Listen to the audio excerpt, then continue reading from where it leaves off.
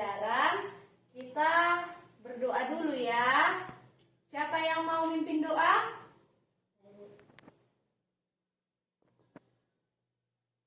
Amin. Sebelum memulai pembelajaran, kita tepuk semangat dulu biar lebih semangat kita untuk bernyanyi, karena kita akan bernyanyi. Semangat! Semangat! Semangat! Oke. Kita bernyanyi dulu ya. Kita akan bernyanyi lagu tradisional dari Riau, yaitu Solerang. Kita mulai ya. Solerang, solerang, solerang, anak yang manis, janganlah dicium, sayang kalau dicium, merahlah pipinya. Indonesia terdiri atas berbagai suku, bangsa, dan budaya. Namun tetap dalam satu wadah, yaitu NKRI. Keberagaman tersebut merupakan anugerah dari Tuhan Yang Maha Esa. Saya akan membacakan teks paragraf Pawai Budaya. Pawai budaya sangat menarik bagi warga Kampung Babakan. Pawai ini selalu menampilkan keragaman budaya Indonesia. Udin dan teman-temannya tidak pernah bosan menanti rombongan pawai lewat. Tahun ini, mereka datang ke alun-alun untuk melihat pawai tersebut. Kakek Udin pun terlihat sabar menanti. Terdengar suara gendang yang menandakan rombongan pawai semakin dekat. Nah, apa yang dibicarakan dari teks tersebut, dari paragraf tersebut? Yang dibicarakan di situ adalah bahwa pawai itu sangat menarik. Setiap bacaan itu terdiri dari beberapa paragraf.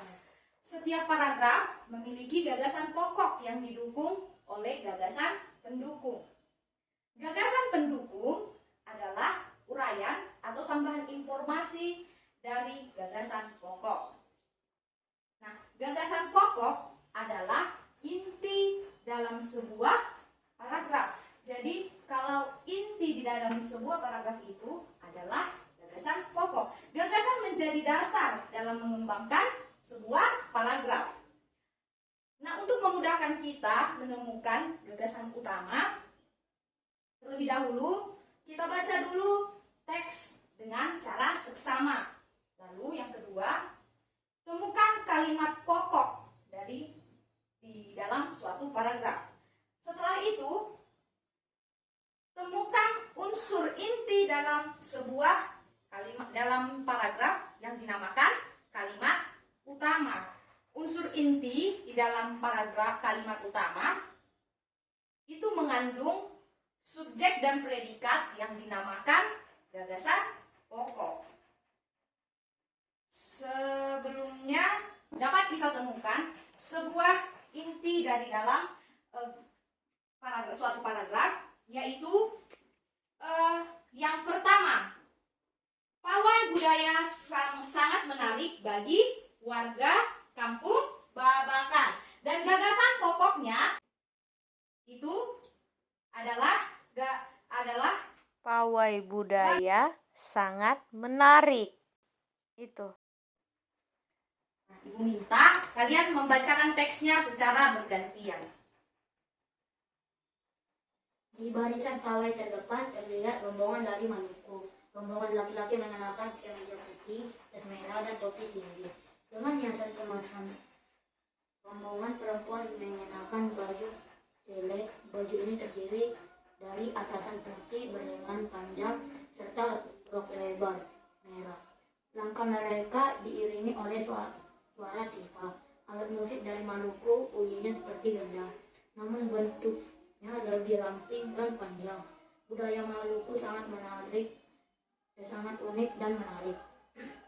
Budaya Bali terkenal karena bunyi musiknya yang berbeda. Rombongan dari Bali membunyikan alat musik daerahnya, cenceng namanya. Alat ini berbentuk seperti dua keping simbal yang terbuat dari logam. Nyaring bunyinya ketika dua keping ini dipadukan.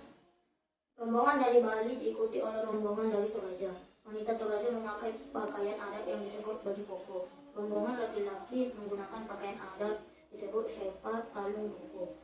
Rombongan Toraja membunyikan alat musik khas mereka, papompang namanya. Alat musik ini berupa suling bambu besar yang bentuknya seperti angklung.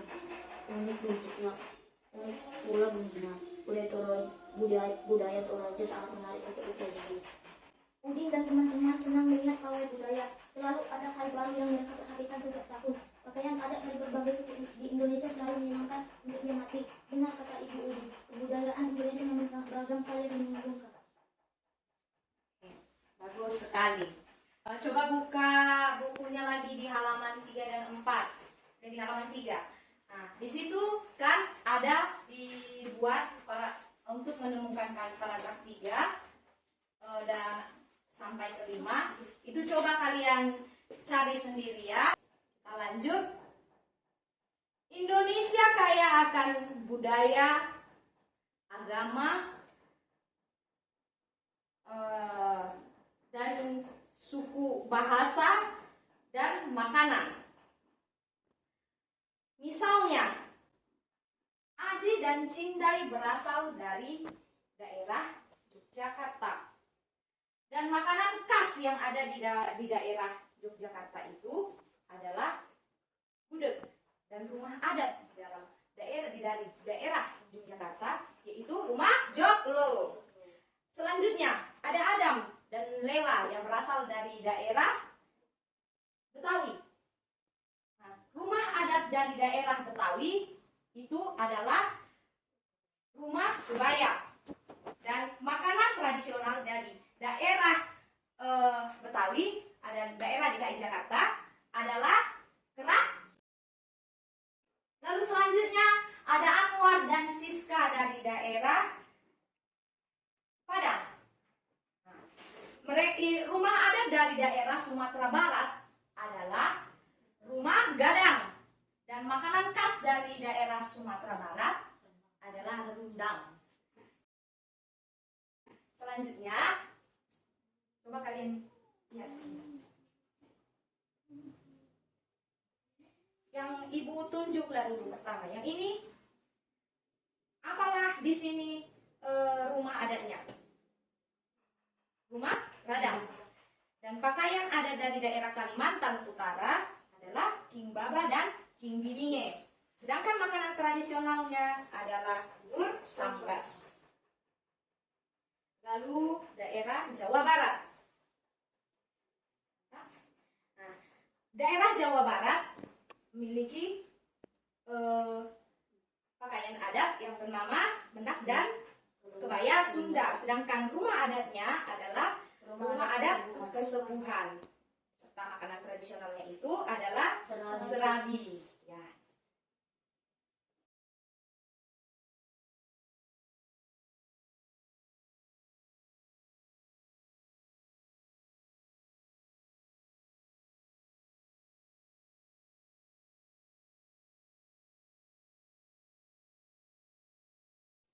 Ya. Jadi, anak-anak, walaupun kita Indonesia memiliki berbagai suku macam budaya, kita harus tetap menghargai perbedaan itu ya. Nah, kita harus menghormati orang lain walaupun berbeda suku dan budaya dengan kita. Lalu yang kedua, kita harus mengapresiasi akan keberagaman yang ada di Indonesia. Lalu selanjutnya, kita juga harus mencintai serta meyakini bahwa keberagaman itu akan memiliki banyak manfaat. Lalu yang terakhir, kita juga harus bertutur sopan ya, dan berperilaku santun terhadap mereka yang berbeda suku, budaya dengan kita. Oke. Selanjutnya coba buka bukunya halaman 10.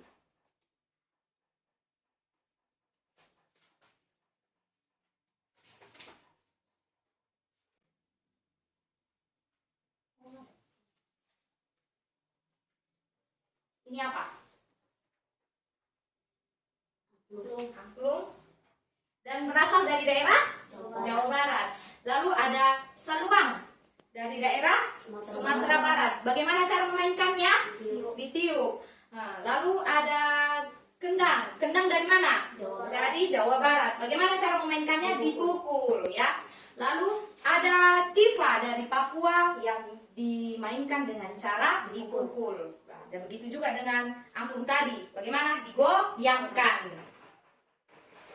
Oke, selanjutnya alat-alat musik yang digoyangkan, dipukul, dipetik, itu akan menghasilkan suatu bunyi. Nah, hal ini karena alat-alat musik itu yang dimainkan akan menghasilkan getaran, ya. Nah, getaran itu sama dengan sumber bunyi. Jadi sumber bunyi itu adalah getaran, ya. Bagaimana caranya agar menghasilkan bunyi yang lebih keras? Caranya itu yang adalah dengan memperbanyak frekuensi, frekuensi, ya, atau memperbanyak jumlah getaran setiap detiknya. Jumlah getaran di dalam setiap detik itulah yang dinamakan frekuensi. Lalu, apabila frekuensi itu semakin besar, maka getarannya pun semakin besar. Jadi suaranya pun akan semakin besar. Nah, demikianlah anak-anak pembelajaran kita hari ini. Ibu harap kalian dapat mengerti dari pembelajaran yang Ibu jelaskan. Nah, sebelum pulang, kita ada baiknya kita berdoa dulu.